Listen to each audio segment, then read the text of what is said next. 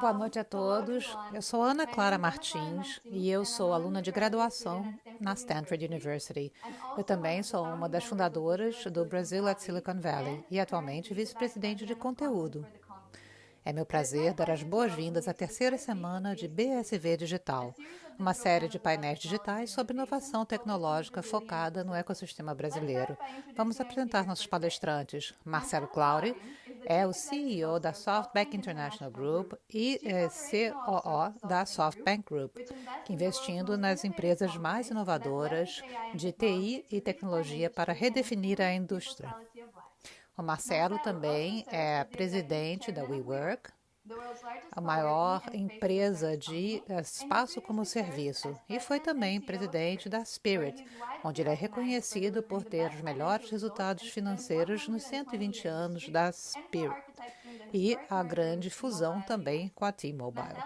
Marcelo foi fundador da Brightstar e foi desenvolvida a maior empresa global de serviços de telefonia móvel.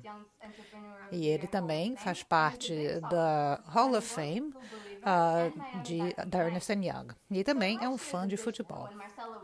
Ele disse que estávamos vivendo um momento muito especial no ano passado, quando ele participou da BSV, e que estávamos criando alguma coisa singular na América Latina. Eles haviam acabado de lançar o Fundo da América Latina, que é o maior fundo de capital de risco para a América Latina, investindo 5 bilhões em tecnologia na América Latina. Hoje vamos continuar essa conversa com ele e o Marcelo vai falar conosco sobre as lições que ele aprendeu nesse último ano. Ele também vai falar sobre a sua visão sobre liderança e o futuro da América Latina e seus planos para fazer aquela virada na WeWork. Nós temos com ele Ana Paula Assis, gerente e presidente da IBM América Latina, reconhecida no mercado como a líder na América Latina. Ela tem mais de 20 anos de experiência nos mercados internacionais e foi reconhecida pelo Valor Econômico como executiva de valor e uma das 20 mulheres mais influentes do Brasil. É um prazer ter esses dois líderes incríveis conosco hoje. Antes de começarmos, gostaríamos de agradecer os nossos patrocinadores, porque Brasil at Silicon Valley só é possível com a ajuda deles. Gostaria de agradecer o nosso anfitrião de hoje, SoftBank. Nós teremos 45 minutos de debate e 15 minutos de perguntas e respostas. Mandem suas perguntas durante a apresentação. Então, sem mais, eu gostaria de dar as boas-vindas a Marcelo Claure e Ana Paula Assis. Ana Paula, você tem a palavra. Muito obrigada, Ana Clara. Olá, pessoal. Muito obrigado por estar aqui nessa edição digital. É um prazer estar aqui com todos vocês essa tarde. Como é que você está, Marcelo? Eu estou muito bem. Eu estou sentindo falta da oportunidade de fazer isso ao vivo, como fizemos ano passado. Vamos fazer o melhor possível aqui de Miami. Onde é que você está? Eu estou em São Paulo. Bom, sobrevivendo a esse momento, mas enfim, me mantendo saudável. Marcelo, eu gostaria de começar falando um pouco sobre SoftBank numa perspectiva mais global. Vocês acabaram de anunciar seus resultados do último ano. Eu li agora há pouco o relatório e eu fiquei muito impressionada.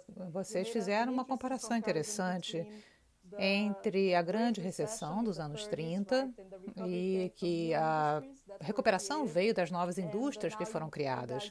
E agora vocês acreditam que essa recuperação virá de novas tecnologias que serão usadas e desenvolvidas durante essa crise. Então, a revolução da informação está acontecendo também.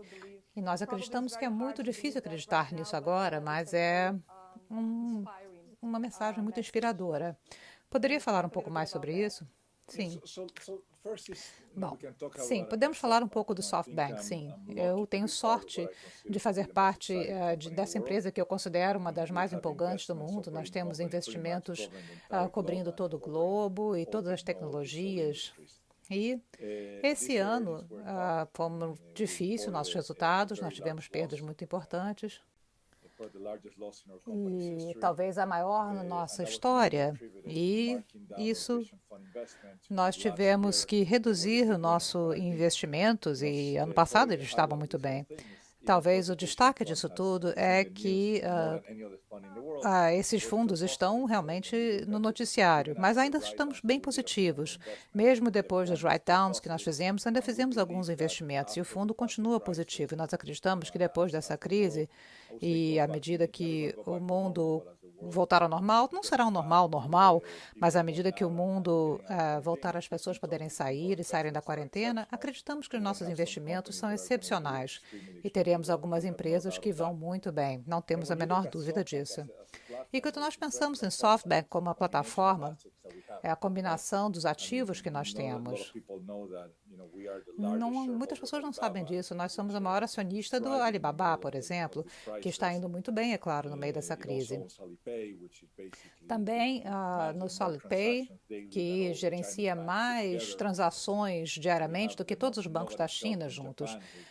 Nós temos uma telecomunicações no Japão, que também está indo muito bem. Nós somos a segunda maior acionista do que eu acredito ser a melhor portadora, que é a New T-Mobile, com a combinação da T-Mobile e a Sprint. E também na área de semicondutores, nós estamos fazendo parte de todo quanto é chip que entra em qualquer equipamento móvel do mundo. Além disso, nós temos investimentos em fundos e empresas que estão mudando a forma que nós vivemos as nossas vidas. Muitas estão indo muito bem em meio a essa crise.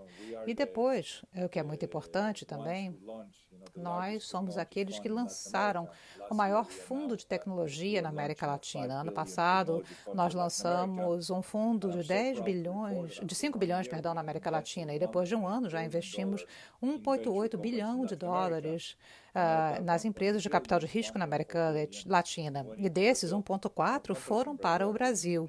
As empresas no Brasil estão indo muito, muito bem.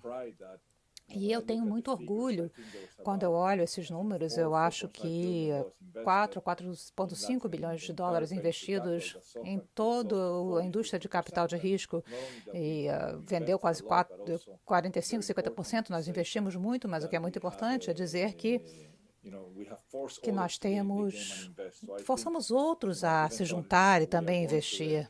Então, mesmo passando pelas crises tradicionais que a América Latina enfrenta, eu fico muito satisfeito que estamos totalmente comprometidos com a América Latina.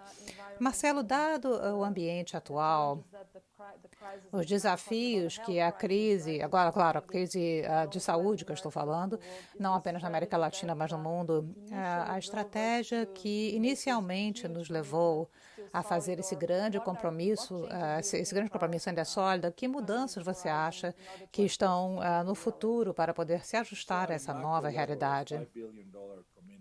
Em termos macro, esses 5 bilhões de dólares em termos de participação, nós íamos investir 5 bilhões em 5 anos, já começamos rápido, investimos quase 2 em um ano. Então, temos 3, 4 anos para investir outros 3 bilhões de dólares. Nosso compromisso não mudou, ainda estamos buscando a mesma coisa, buscando empresas excepcionais, com empreendedores excepcionais, onde o tamanho do mercado for realmente grande. E estamos consertando grandes problemas bem no meio dessa crise. Continuamos investindo. Investimos numa chamada Bad Love, que nós vemos como uma empresa que agora não podem ir nas lojas, é uma empresa que estão resolvendo essas questões. E nós tivemos alguns investimentos nessa empresa e temos outros que vamos anunciar nos próximos meses. Então, isso não mudou. Agora, o que eu amo é o que está acontecendo com empresas, com os nossos investidores no Brasil. Se você pensa no Banco Inter, né, anunciou seus resultados, o crescimento foi excepcional. Quando você pensa na Rappi, nossa empresa de entrega de comida, está crescendo. Era um grande crescimento, né, como Madeira, e investimentos que cresceram 200%. Quando você pensa no Quinto Andar, que está resolvendo a questão de aluguéis, nós temos várias dessas empresas que continuam crescendo. Então, todas elas estão passando por uma grande fase de crescimento. O que muda é que os empreendedores estão se dando conta que momentos como esse você tem que, é claro, ser mais eficiente no gerenciamento do seu negócio. Mas alguns dos nossos negócios estão crescendo porque são novos setores. Quando nós pensamos no comércio eletrônico, que está crescendo muito rápido, a entrega de comidas está crescendo muito rápido. Quando nós pensamos nos bancos digitais, você pode, enfim, a grande força do Itaú é que ele tinha mais agências do que qualquer outra pessoa, mas ninguém está indo para agência alguma. Então, nós gostamos da ideia do banco digital. Nós pensamos VTEX e outros grandes empresas de comércio eletrônico. Enfim, cada vez mais você vê isso crescendo. Nosso compromisso não mudou. Nós continuamos a investir em empresas.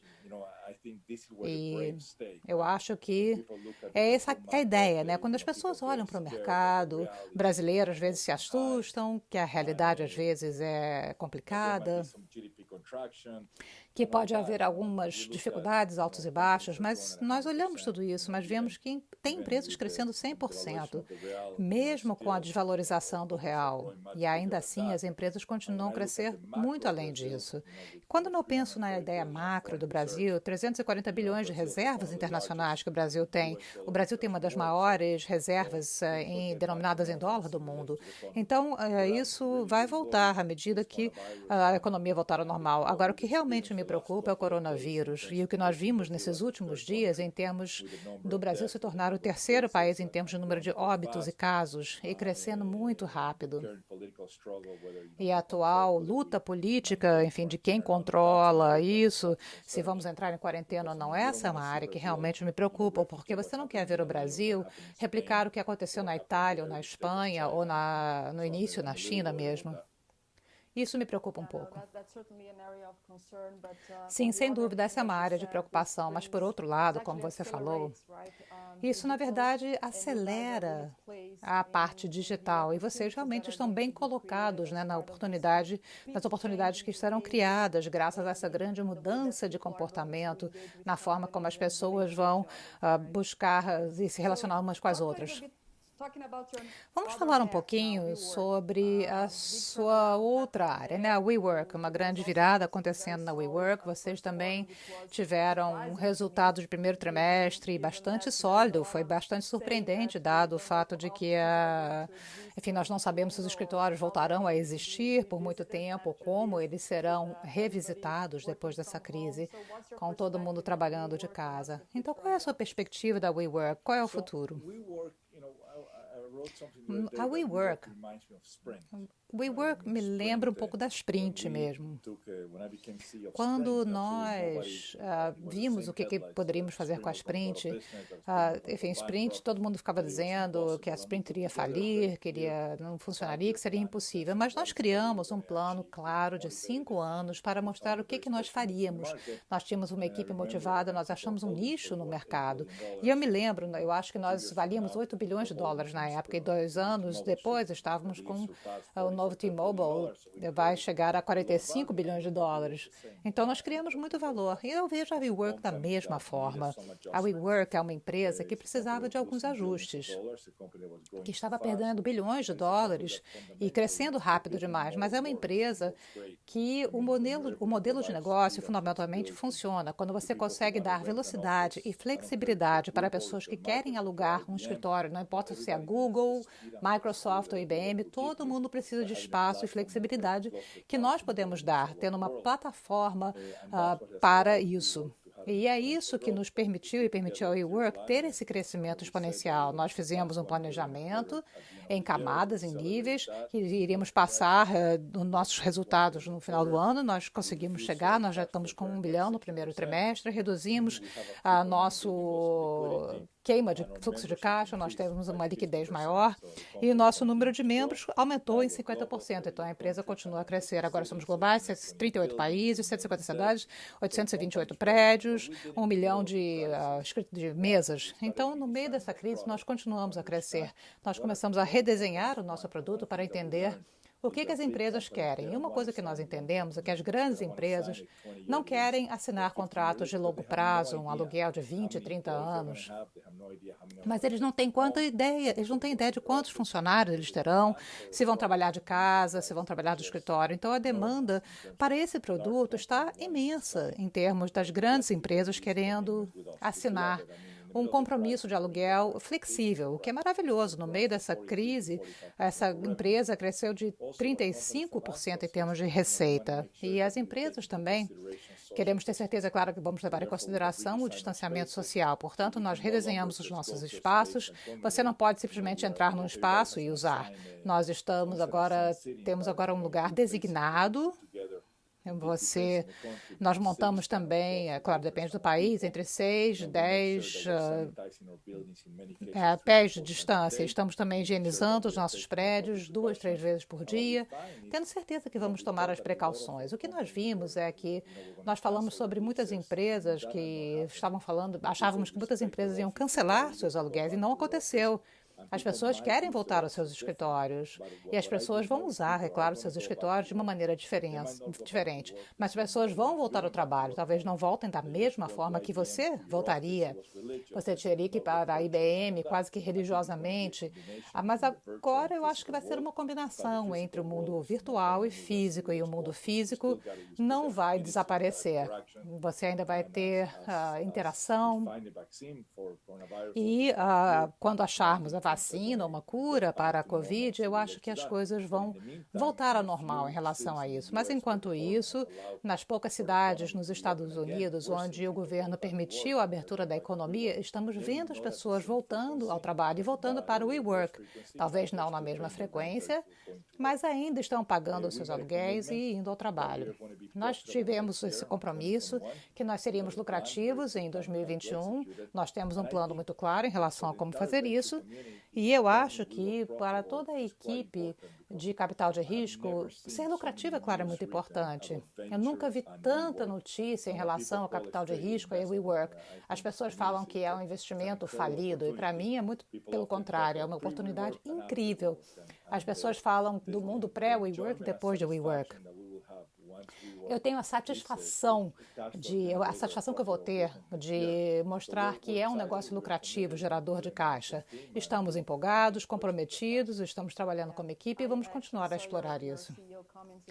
Na verdade, eu vi o comentário do seu CEO dizendo que as pessoas vão precisar de mais espaço nessa realidade por conta do distanciamento social e todos os outros aspectos de manutenção, né, que você precisa acrescentar à sua nova gestão. Ter a capacidade de delegar isso para uma outra pessoa também ajuda, né? É uma fonte de agregação de valor. Então, sem dúvida, refazer os modelos e os serviços que vocês oferecem farão parte dessa reestruturação, né? Bom, vamos agora falar sobre o começo.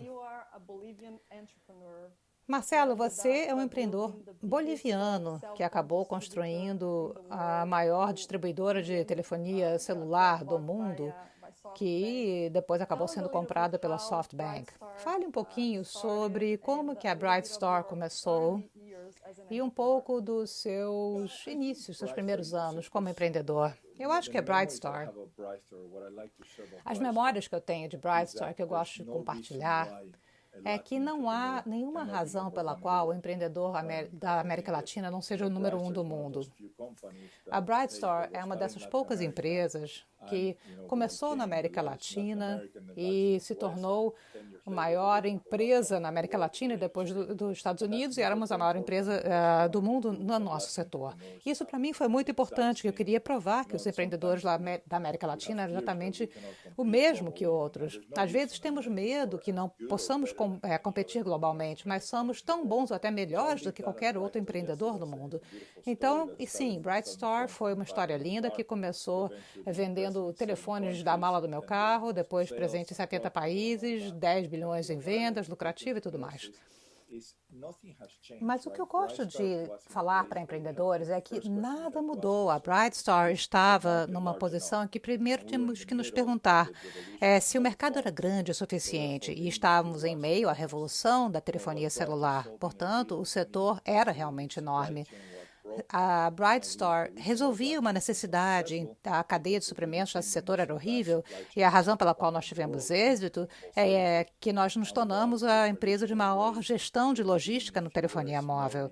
E a forma tradicional, se você fosse, por exemplo, um varejista pequeno no Brasil, você ia fazer o seu pedido para um fabricante e levaria 60 a 90 dias para você receber um telefone. Nós consertamos, então, essa cadeia de suprimento e as empresas sequer precisavam fazer um pedido com base nas vendas de ontem. Nós poderíamos ver as necessidades para aquele ponto de vendas, alcançando milhões de varejistas todo dia. E continuamos fazendo a mesma coisa, resolvendo um grande problema, usando tecnologia para fazer isso. Quando você faz isso, e você faz isso de uma maneira responsável, você tem a capacidade de levantar dinheiro, você tem a capacidade de ter o seu crescimento e gerar dinheiro. E essa foi uma história muito feliz para mim, que foi um ciclo de uma ideia que começou numa garagem, que passou para um carro, e o carro era meu escritório e, eventualmente, encontrando capital de risco, capital privado, para ter o dinheiro que nós precisávamos para crescer. Quando eu vejo algumas das empresas que estamos investindo agora, é a mesma coisa. Estão resolvendo, em Brasil, questões necessárias. Na área de banco, há uma necessidade para bancos digitais. O mercado é enorme, certo? Os empreendedores começaram a crescer, eles têm lucratividade, e aí você sabe que não há nenhuma razão pela qual não deveria haver outras Bright Stars da vida que se tornem líderes em seus países e mais adiante se tornem líderes no seu continente. Eu adoro quando eu vejo empresas saindo da América Latina e ganhando os Estados Unidos. E uma vez que você conquistou a América, as Américas, não tem razão pela qual você não possa replicar isso no mundo todo. Eu uso alguns dos meus aprendizados da Brightstar para replicar e conversar com os empreendedores incríveis em que investimos na América Latina. Se você levanta um ponto importante, Marcelo, quais são os aspectos que você busca em empresas quando você decide investir? Quais são as coisas que você está buscando para tentar decidir se essa é uma boa aposta ou não? Primeiro, o tamanho do mercado, né? Nós sempre pensamos no tamanho do mercado. Não queremos resolver problemas pequenos. Será que tem um mercado grande o suficiente para o que você está fazendo? Em segundo lugar, você está realmente resolvendo uma necessidade. Você está resolvendo uma necessidade daquele cliente. Alguma coisa que você precisa resolver. Uber, por exemplo, estava resolvendo um problema que era transporte. A pessoa que quisesse alugar um carro teria que pagar por 4 horas. E os táxis que você nunca podia prever quando eles estavam ali eram sujos e tal. Mas, em terceiro lugar, tão importante quanto isso, é a qualidade do empreendedor. Porque você faz todos esses planos, sim, nós queremos que as pessoas invistam com projeções de 3, 5, 10 anos. Mas uma coisa que eu sei de verdade é que o que você planejou não vai acontecer exatamente como você planejou. Você está buscando aqueles empreendedores que têm essa capacidade incrível de conseguir dar aquela virada, de virar à direita ou à esquerda, porque você via o que estava acontecendo. Ter a capacidade de resolver problemas, de ter essa resiliência, essa paixão, de trabalhar duro. Então, para você ter sucesso, você tem que ter um plano, você tem que trabalhar duro e você tem que ter paixão por aquilo que você faz. E quando você acha essas qualidades em um empreendedor, num grande setor, e o problema que vai ser resolvido, eu acho que você vai sempre se dar bem, a não ser que alguma coisa dramática aconteça. Eu vejo a qualidade dos empreendedores em que investimos são excepcionais. Muitas vezes são significativamente melhor do que eu quando era jovem. Você pode levar essa empresa para o mundo, para o cenário global. Muitos empreendedores no México, na Colômbia, na Argentina e no Brasil que investimos, eu tenho certeza que irão muito bem e teremos líderes globais no futuro. Sim, não há falta de talento na América Latina, isso com certeza. Às vezes temos mais talento do que oportunidade, né, para fazer isso acontecer. Sim, nós vimos isso, né? Quando nós fomos para a América Latina, nós vimos isso. Havia mais talento, grandes empresas, mas às vezes havia falta de oportunidade, porque falta de capital, enfim, o capital de risco entrava e saía, o dinheiro privado entrava e saía, havia desvalorização da moeda. Quando nós tivemos a crise, a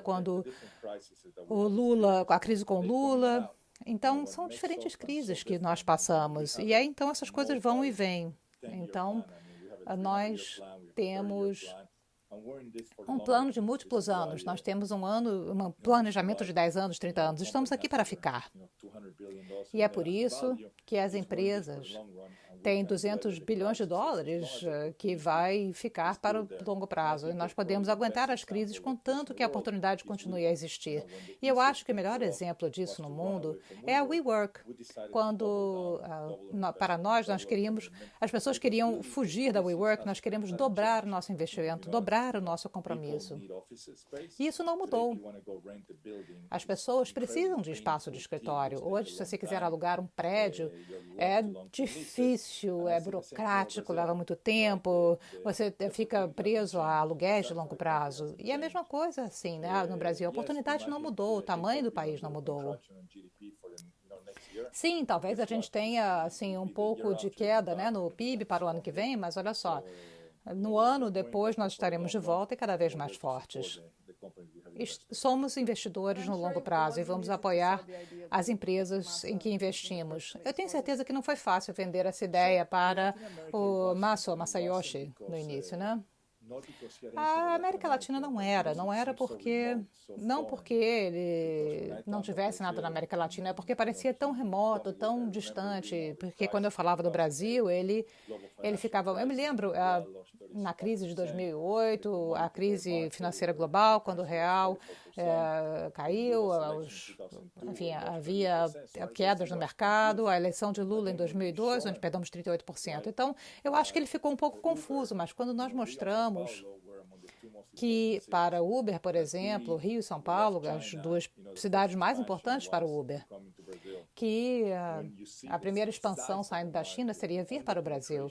Quando você vê o tamanho do mercado, a subpenetração de tecnologia no Brasil, e como enfim, nada é fácil, mas como tem mais potencial para lidar, por exemplo, com o setor bancário, com o setor de transporte.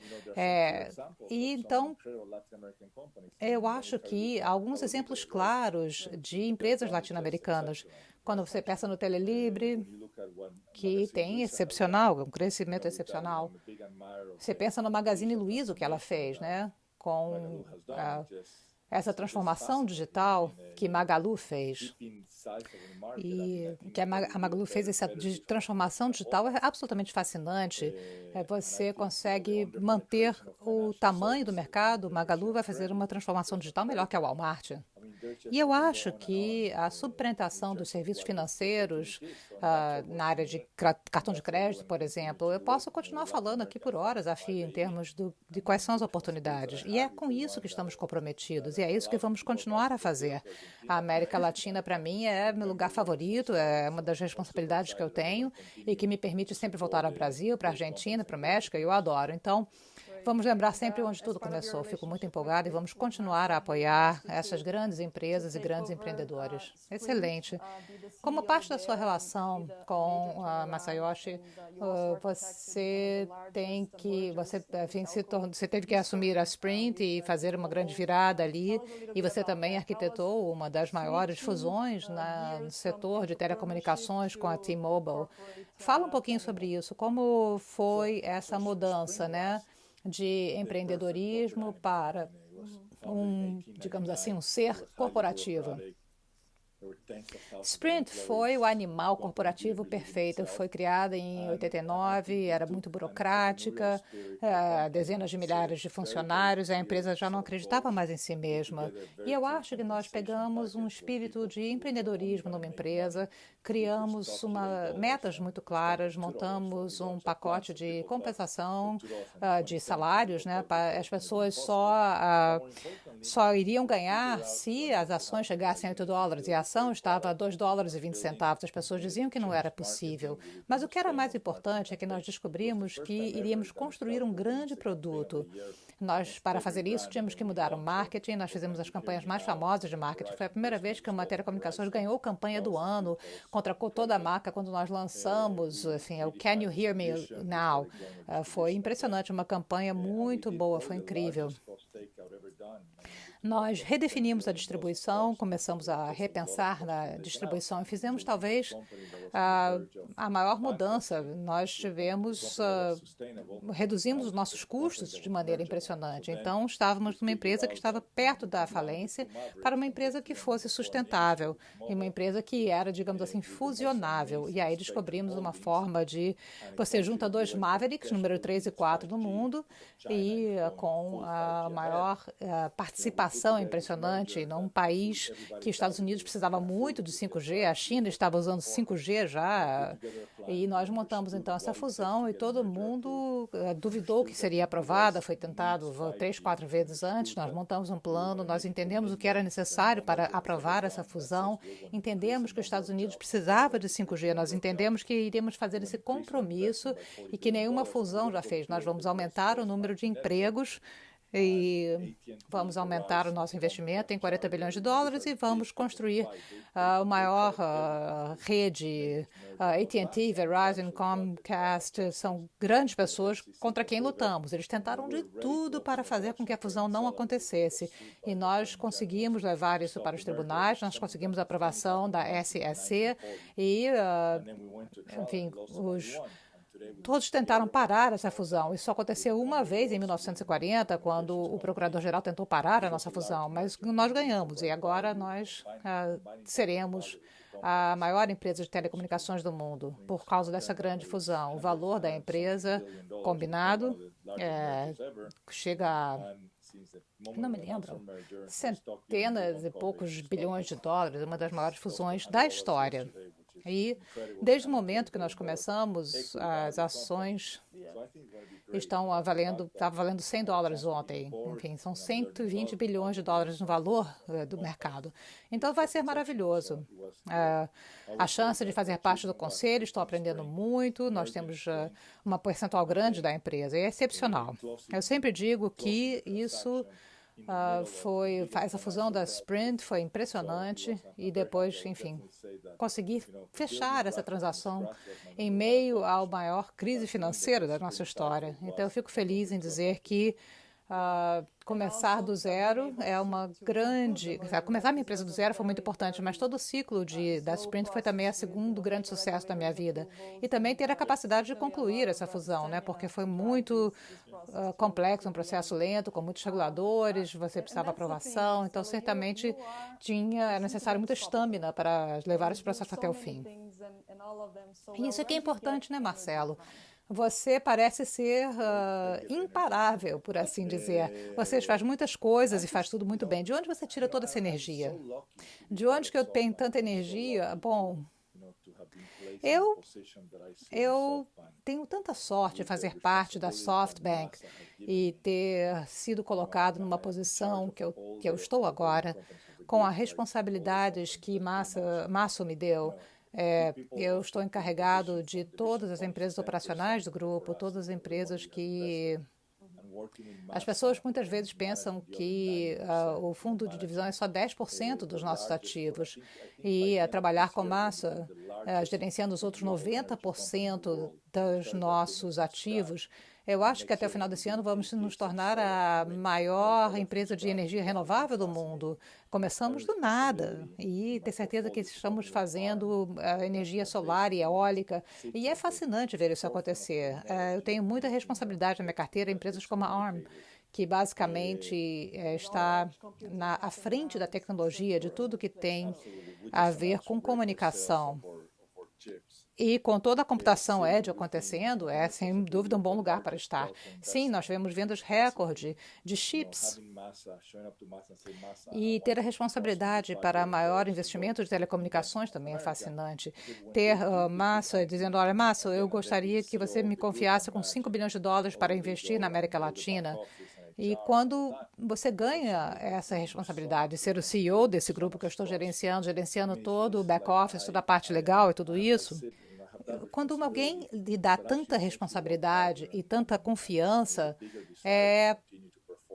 enfim, eu tenho essa responsabilidade, mas me faz assim trabalhar mais duro e, enfim, ter a melhor desempenho cada vez mais. No final, quando alguém confia tanto em você e lhe dá tantas possibilidades, eu acho que você tem uma obrigação de basicamente dar tudo de si.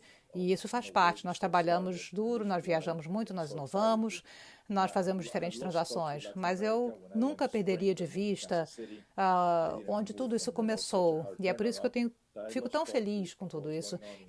Enfim, quando eu fui para a Sprint e mudei para Kansas, eu acabei perdendo contato com a América Latina. E eu acabei perdendo contato, enfim, porque foi uma virada difícil, eu estava trabalhando muito, mas eu tenho muitos trabalhos importantes no grupo, mas para mim o mais importante é trabalhar com o Paulo, com o André, com os nossos grandes investidores, nossos parceiros e na América Latina. Toda a equipe da América Latina, eu me reúno com eles toda semana, nós sempre buscamos novas empresas, nós estamos sempre muito empolgados com o que estamos fazendo e essa é a melhor parte do meu trabalho, sem dúvida alguma. Eu acho que temos aqui um comentário que a inteligência artificial vai impactar todo o setor, cada parte da sociedade. Você poderia falar um pouco sobre isso? Qual é a sua perspectiva em relação a como fazer isso de uma maneira que seja responsável, de uma maneira que seja para o bem do mundo e não ao contrário? Bom, vamos começar com essa ideia do bem do mundo. Eu acho que você pode usar dados, você tem a capacidade de prever todo grande desastre que vai acontecer, cada furacão, terremoto, cada desastre natural, cada pandemia, porque a capacidade e a disponibilidade de dados é impressionante. E o maior exemplo, o maior aprendizado que temos no mundo é a forma como os chineses estão gerenciando a pandemia. Estão utilizando dados, utilizando localização para poderem basicamente dizer, olha, você não consegue parar a pandemia, mas você consegue conter em certos lugares. Você tem, assim, enfim, a direção que a China está levando e fazendo um trabalho excelente de conseguir conter a pandemia em algumas das cidades mais populosas do mundo. Você tem Beijing, Xangai e tudo mais. E isso, eles estão usando inteligência artificial, estão usando modelos preditivos, utilizando localização e dados para fazer isso. Então, desse ponto de vista, eu acho que no futuro vamos usar esses dados basicamente para prever o que vai acontecer no futuro. Isso, para mim, é muito importante. Agora, em termos de inteligência artificial, e quando você vê nossos resultados de ontem, você vê que nós acreditamos muito na revolução de informação. Nós queremos participar de todas essas revoluções, a revolução industrial, a revolução da informação, e nós acreditamos que a magnitude dessa revolução, a revolução da inteligência artificial é muito maior do que qualquer outra coisa, porque o poder da computação hoje em dia basicamente permite que você tome uma decisão baseada em dados que ajudem você a prever o que vai acontecer. E em termos dos níveis de decisão, serão muito maiores hoje em dia. E está acontecendo e você não consegue parar. Vai acontecer em todo o setor, né? O poder da máquina vai ser maior do que o poder do cérebro humano. Agora, lógica, bom senso ainda são prevalentes. Por isso que os humanos sempre terão um emprego. Nós vamos poder fazer o nosso trabalho melhor, tomando decisões melhores, mais bem informadas, com agregação de dados, para que possamos trabalhar melhor. Então, eu vejo o bem do mundo, enfim, ter dados suficientes para curar doenças mais rápido, poder ter atendimento de saúde melhor, personalizado, não baseado apenas naquilo que deve ser a receita correta que o médico acha, mas usando informação para entender qual é o remédio que você precisa para curar você, etc. Então, cada setor vai ser disruptivo. E é nisso que estamos investindo. Quando nós pensamos nos fundos, talvez estivéssemos um pouquinho à frente do nosso tempo, mas com certeza tem empresas nas quais investimos que estão utilizando inteligência artificial, são empresas que usam, como dirigir uma Ferrari, as empresas que não usam inteligência artificial é como estar andando de carroça. No final, eu tenho certeza que a Ferrari vai ganhar da carroça, com certeza. E é por isso que nós realmente acreditamos em inteligência artificial. Nós vimos o que aconteceu com a Alibaba e com a propagação da internet, a mesma coisa vai acontecer com a inteligência artificial. Sim, leva tempo, né, e paciência para ver essas essas coisas fruir, né? Essas coisas ganharem espaço. Mas o que essa crise trouxe para nós é que realmente acelerou toda essa adoção, né? Você vê agora os benefícios dessas tecnologias. Eu vou agora dar oportunidade ao nosso público de fazer perguntas. Temos aqui a Gabriela, do canal do BTG. O que precisa ser feito para que a WeWork possa sobreviver? Eu acho que você falou um pouco sobre isso, mas se pudesse falar um pouco mais sobre isso. Vamos tornar claro, a WeWork não tem nenhum problema de sobreviver. Nós vamos simplesmente fruir, vamos frutificar. Quando você pensa nos nossos concorrentes, eles não vão conseguir aguentar essa crise.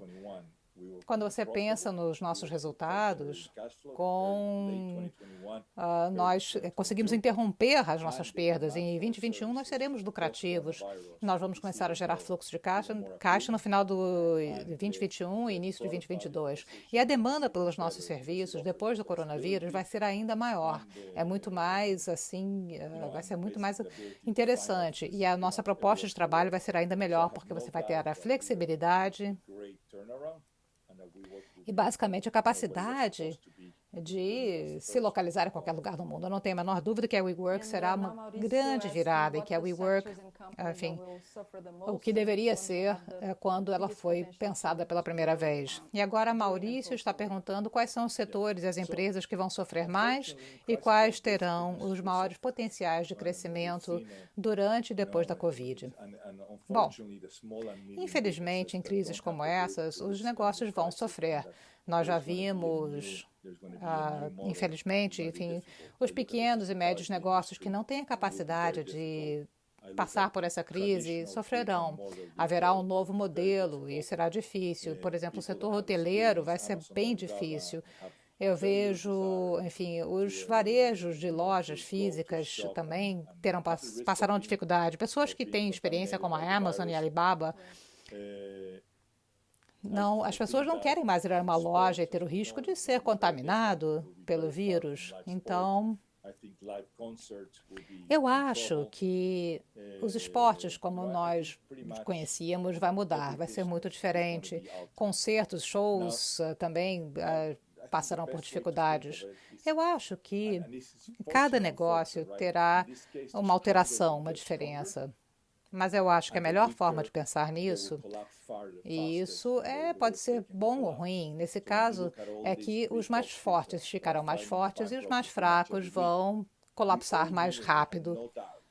E então, quando nós pensamos em todos esses grandes varejistas que estão pedindo falência toda semana, nós todos sabíamos, não tínhamos a menor dúvida, que eventualmente eles não iriam sobreviver de qualquer forma. Sim, nós sabíamos que a Amazon e o comércio eletrônico eventualmente eliminaria a sua grande varejista físico. O que essa crise fez foi acelerar esse processo. Você está vendo pedidos de falência toda semana agora desses grandes varejistas. Mas nós sabíamos que isso ia acontecer. Essa crise simplesmente acelerou esse processo. Agora, o que está acontecendo, o que nós aprendemos em certas empresas, nós vimos as empresas que têm a capacidade de dar a você aquelas reuniões, como essas que estamos aqui, né? Nós todos aprendemos que nós podemos gerenciar nossas empresas, nosso departamento, ou muitas coisas sem ter que ir ao escritório o tempo todo. Então, eu acho que essa aceleração das reuniões virtuais, enfim, por exemplo, uma reunião da Zoom, isso nunca vai parar. Pelo menos eu aprendi a realizar uma reunião assim, mas não significa que vamos deixar de ir ao escritório. Vamos menos ao escritório, mas talvez não tenhamos mais aquelas sedes imensas, teremos mais empresas como a WeWork, enfim, com grandes salas de conferência. Então eu vejo isso como as empresas que continuarão a crescer. O comércio eletrônico está aqui para ficar e vai acelerar rápido. Eu estava vendo um gráfico semana passada que o comércio eletrônico e a penetração do comércio eletrônico, eu não sei como foi definido, muitas vezes você compra alguma coisa no comércio eletrônico, cresceu 19% para 27%. Levou 30 anos para chegar a 19% e um mês para passar de 19% para 27%. Portanto, qualquer coisa no comércio eletrônico está aqui para ficar. E a razão é porque muitas pessoas que antes não compravam na Amazon ou muitos outros comércios desse tipo, agora você vê isso acontecendo. Você adora a conveniência, você se dá conta que é tão fácil fazer o pedido, um clique aqui Você faz o Apple Pay e pronto, você clica em 3 coisas e é muito mais fácil comprar. Ao invés de ir para uma loja, esperar na fila, e às vezes não tem lá o tamanho da coisa que você quer, e você está num ambiente de maior risco. Então, eu vejo o comércio eletrônico que não tem a menor dúvida. Distribuição de alimentos, por exemplo, quando eu penso, enfim, as empresas que estão entregando comida, que estão crescendo, quando você entenda que você pode ter uma comida de boa qualidade entregue na sua casa, e você às vezes não está com vontade de cozinhar, né? As pessoas que começaram a fazer pedidos de comida, as pessoas que vêm as diferentes empresas, o Rappi, iFood, etc. Não há nenhuma razão pela qual você vai querer ir a um restaurante hoje, porque, mais uma vez, você tem um alto risco de contaminação, então você não tem razão para ir. Então, eu acho que as empresas de entrega de comida, com certeza, vai crescer muito. E eu também devo dizer uma coisa muito importante. Quando as pessoas falam o que forçou a maior digitalização dos nossos negócios? Não era bom ter um bom CEO ou CTO. É o coronavírus, não tem a menor dúvida. Foi o maior acelerador do mundo em relação ao negócio digital.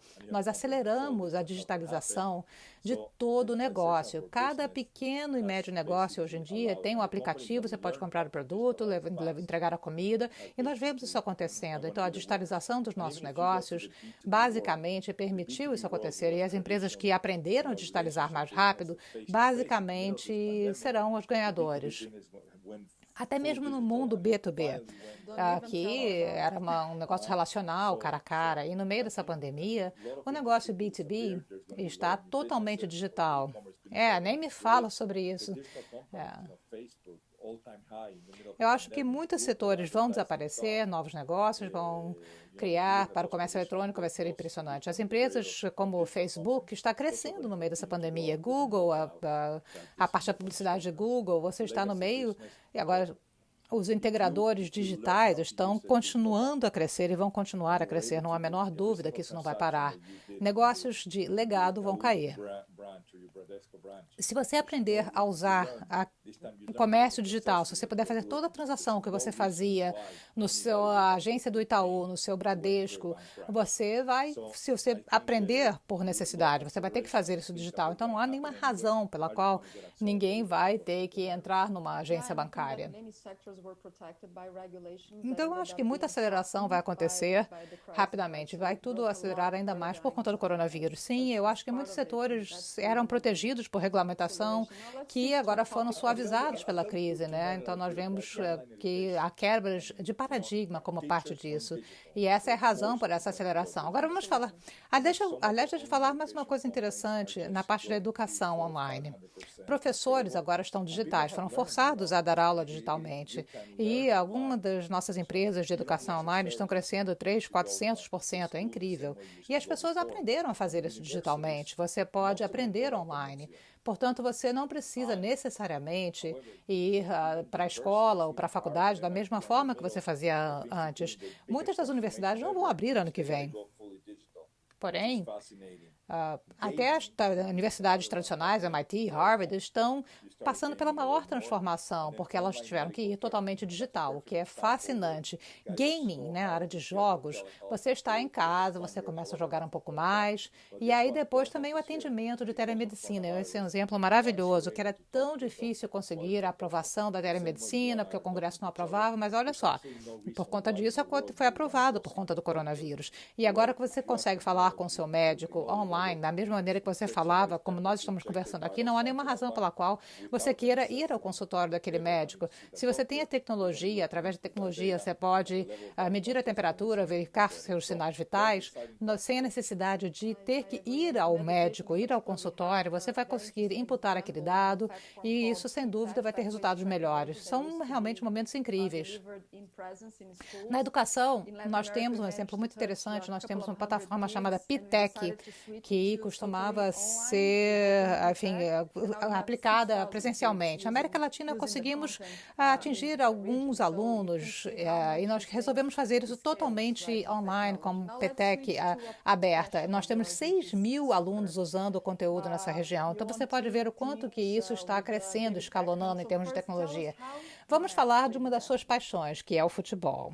Sim, você tem 2 times com o David Beckham. Fala como que você conheceu o David Beckham. Eu o conheci na casa de uma amiga que é amiga. Era a Jennifer Lopes. E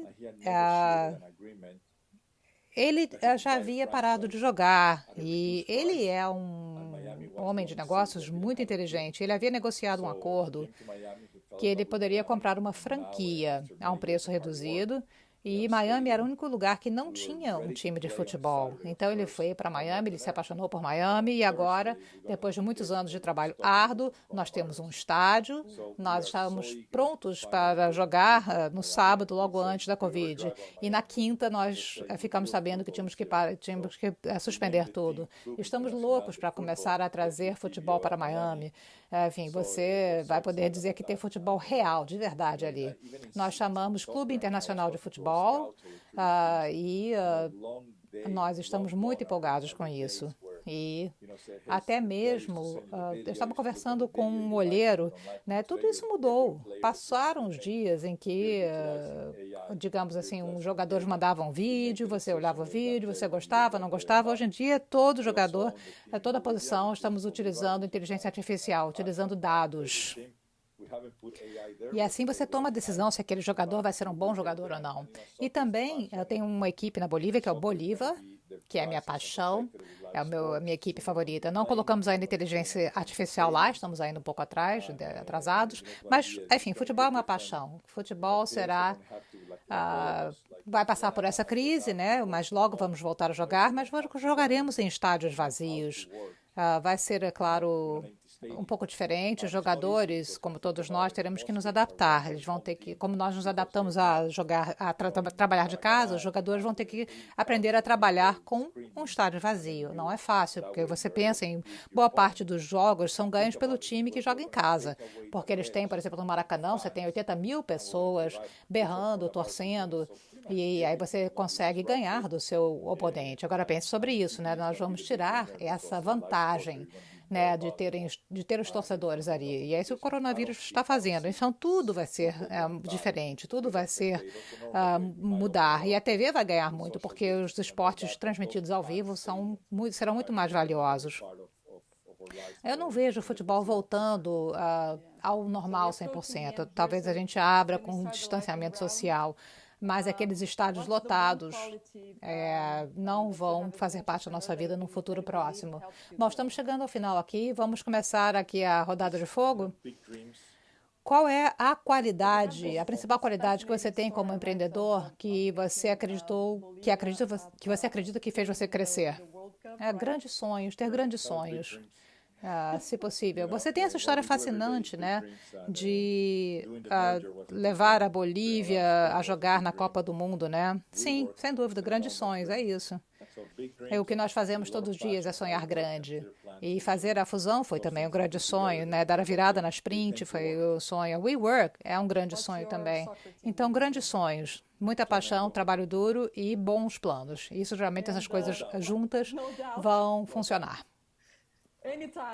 Qual é o seu time de futebol no Brasil? Flamengo. Não tem a menor dúvida. Sem dúvida, Flamengo. Sem dúvida, Flamengo. A qualquer momento é Flamengo, sempre. Bom, foi bom ver o Flamengo jogar contra o Bolívar, né, meu time. Bolívar ganhou em La Paz e nós empatamos no Maracanã. Então, nós tiramos o Flamengo da Taça Libertadores. Foi bom. Mas, enfim, depois disso, mas eu amo o Flamengo, eu adoro o Flamengo, porque, inclusive, uma das nossas empresas patrocina, a Buzer, né? Ela tem também o patrocínio do Flamengo. Nós amamos a Buzer, uma vez que as pessoas voltarem a viajar e vão mudar completamente o setor de transporte, e que é tão mal gerenciado e corrupto no Brasil. E qual é uma palavra que você usa para definir o Brasil? Oportunidade. Oportunidade. É a terra da oportunidade. Isso é tão verdade, é realmente verdade. E com isso, Marcelo, eu gostaria de dar a você 1 minuto para fazer seus comentários finais e a mensagem final que você gostaria de passar para todos. Primeiro, eu quero agradecer a você, obrigado à equipe de Stanford e o Brasil em Silicon Valley. É um grande sonho, é uma grande iniciativa, é um trabalho maravilhoso de vocês, levando o Brasil para o mundo. Eu parabenizo vocês por isso, eu apoio demais vocês. Obrigado por me convidar ano passado e me dar a chance de falar novamente a vocês hoje. Então, continuem trabalhando. A todos, fiquem saudáveis, seguros. E quanto mais aprendermos sobre esse vírus, melhor. Isso é extremamente sério. Eu fico muito triste ao ver o que está acontecendo no Brasil, com o número de óbitos e tudo mais. Então, pressione seus políticos para tomarem as decisões corretas. Há muito a perder se não fizermos o que é certo. Obrigado por ser tão gentil. Muito obrigada a você, Ana. E eu espero conhecer você pessoalmente. A mesma coisa aqui. Então, Marcelo, foi um prazer conversar com você, foi inspirador para todos nós conversarmos com você, ouvir suas perspectivas sobre o Brasil. Com certeza parece que nos enche de esperança para continuar e continuar indo adiante. Eu vou agora dizer obrigado a todos que participou conosco aqui hoje, essa tarde. Obrigado por suas perguntas e agora eu vou devolver a palavra para Ana Clara. Obrigada. Maravilhoso, obrigado Marcelo e Ana por essa conversa maravilhosa. Eu tenho certeza que o nosso público vai sair daqui inspirado para se tornarem líderes melhores. E o futuro da inovação na América Latina, antes de sairmos, em nome da equipe BSV, eu gostaria de desculpar pelos problemas técnicos que nós tivemos no YouTube. Ainda estamos adaptando ao novo normal, mas hoje a conversa entre o Marcelo e a Ana Paula estará disponível no YouTube em inglês e português. Eu também gostaria de lembrar vocês que ainda não estão nos seguindo nas mídias sociais, você deveria nos seguir para que vocês possam saber dos nossos próximos eventos. Semana que vem nós teremos o Dr. Kai-Fu Lee, um dos maiores especialistas em inteligência artificial, e Roberto Marinho Neto, membro do Conselho do Grupo Globo. E eles vão falar sobre o que podemos aprender da China, como que a China cresceu nesse novo ecossistema e muitas outras coisas interessantes. Muito obrigada por participarem e eu espero ver todos vocês na semana que vem.